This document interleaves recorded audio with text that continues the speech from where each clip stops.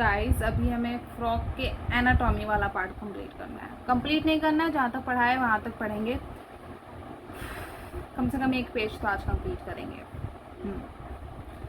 Morphology का मैंने डाल दिया है, अब मैं एनाटॉमी का पढ़ा रही हूँ। ठीक है, द बॉडी कैप पढ़ते हैं, स्टार्ट करते हैं। एनाटॉमी।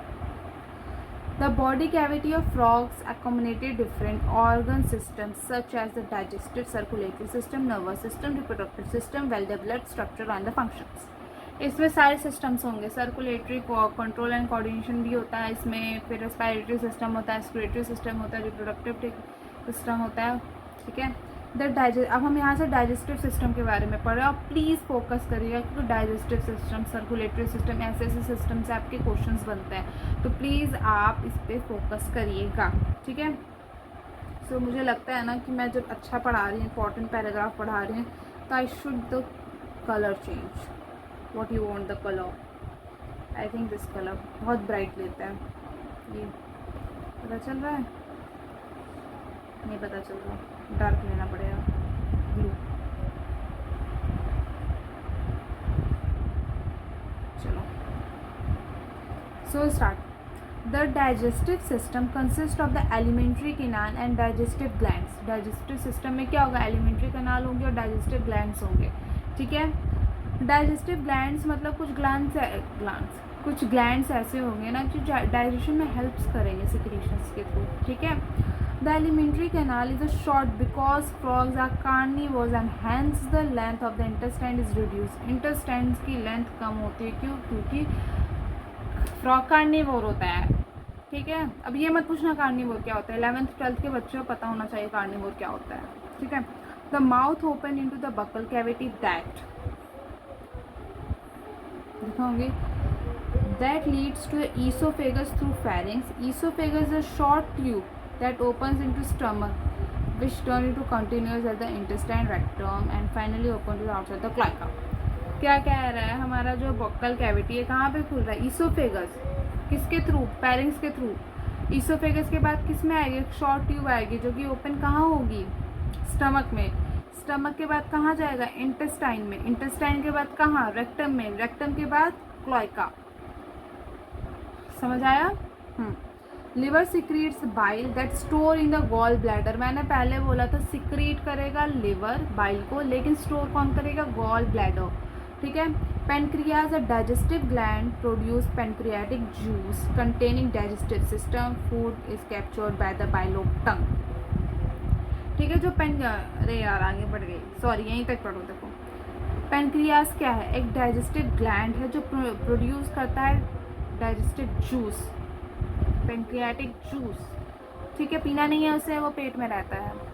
ठीक, containing digestive enzyme. Pancreatic juice contain करता है पेनक्रियाज जिसमें डाइजेस्टिव एंजाइम्स होते हैं। फूड किससे कैप्चर करेगा फ्रॉग? बाइलोब टंग। उसकी टंग बहुत अजीब होती है बच्चों, बहुत दूर तक चली जाती है। हाँ, देखना। ठीक है, food is captured by the tongue. ठीक है, digestion of the takes place by the action of excel and gastric juices secreted from the wall of the stomach. Partially digested food called chyme is passed from the stomach and the first part the small intestine, the duodenum.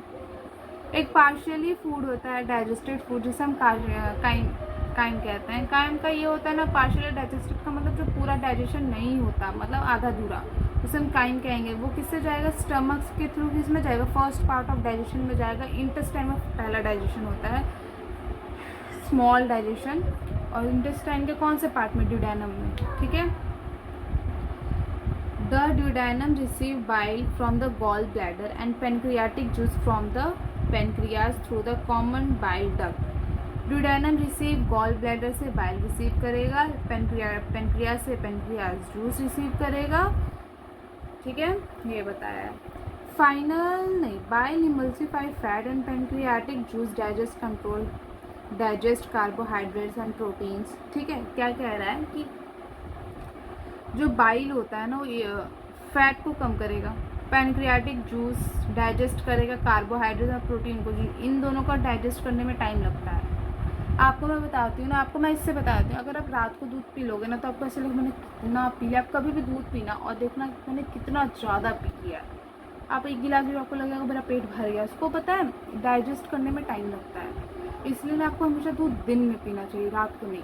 रात को आप late जाओगे, body relax पे चली जाएगी, लेकिन आप दिन में कुछ काम करोगे डाइजेशन थोड़ा जल्दी होगा दूध का, ठीक है।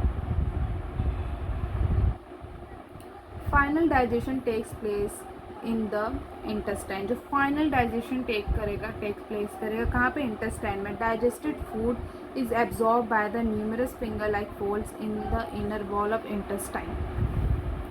इसके इंटेस्टाइन में भी कुछ फोल्ड्स होंगे जिसे विलाय, माइक्रोविलाय, ठीक है, वहीं पे एब्जॉर्ब होते हैं डाइजेस्टेड फूड, ठीक है। The undigested solid waste move into the rectum and pass